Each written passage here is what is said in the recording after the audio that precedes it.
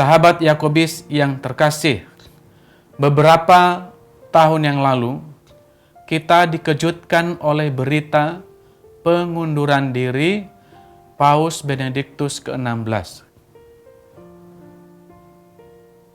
Peristiwa pengunduran diri ini hal yang sudah lama tidak terdengar dalam sejarah gereja, perjalanan gereja.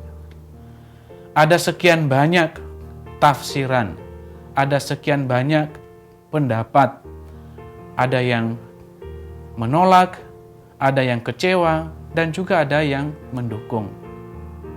Tetapi yang pasti bahwa pengunduran diri dari Paus Benediktus ini lahir dari kesadaran diri bahwa ia sudah berusia yang cukup tua dan juga kondisi fisik yang kurang sehat.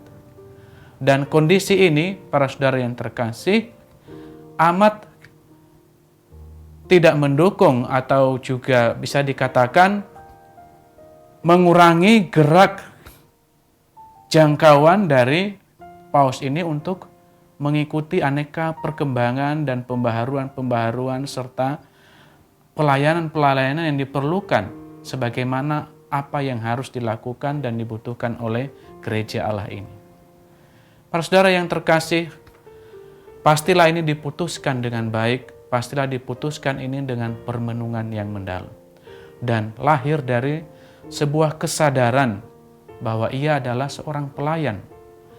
Seorang pelayan haruslah kemudian juga sadar bahwa karya Allah harus terus berkembang, harus terus berlanjut, tidak dibatasi oleh kelemahan fisik, tidak dibatasi oleh keinginan untuk terus bercokol pada apa yang kemudian membuat nyaman dan sebagainya. Saudara yang terkasih, hal yang sama, hal yang senada kita dengarkan dalam Injil Yohanes bab 3 ayat 22 sampai dengan ayat 30 yang menjadi pokok permenungan kita pada hari ini. Dikisahkan oleh penulis Injil Yohanes bahwa murid-murid Yohanes menyampaikan berita kepada guru mereka Yohanes Pembaptis bahwa orang yang bersama-sama dengan dia di Sungai Yordan, yaitu Yesus sendiri, dan yang kepadanya Yohanes memberi kesaksian, sekarang ini semua orang datang kepada dia dan pengaruhnya cukup besar. Dan ini cukup menggelisahkan murid-murid Yohanes. Tetapi menarik untuk disimak apa yang dikatakan oleh Yohanes.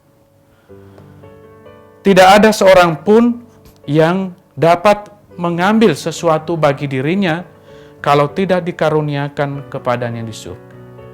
Dia memberikan kesaksian bahwa siapa Yesus itu. Dialah utusan, dialah itu Mesias. Maka pantaslah kemudian orang terarah kepadanya. Karya Allah itu harus terus berlanjut, tidak dihambat oleh keinginan-keinginan dari ambisi manusiawi dari Yohanes Pembaptis atau murid-muridnya. Yohanes sungguh sadar apa yang menjadi tugasnya tidak lain adalah menyiapkan jalan bagi Tuhan. Dan karena itu karya Allah harus terus bekerja, harus terus berlanjut seperti yang dikaryakan, seperti yang diwartakan oleh Tuhan Yesus sendiri. Nah, saudara-saudara yang terkasih, dalam pengalaman hidup kita sehari-hari, seringkali kita juga mengalami pergumulan hidup seperti yang dialami oleh para murid Yohanes. Bagaimana kita kerap kali mengalami kesulitan untuk mengestafetkan kebaikan, untuk mengestafetkan sesuatu apa yang selama ini kita pegang. Kita takut kehilangan pengaruh. Bahkan ketika apa yang kita wariskan kepada orang lain, seringkali kita mengganggu. Seringkali kita juga ingin mempengaruhi terus-menerus.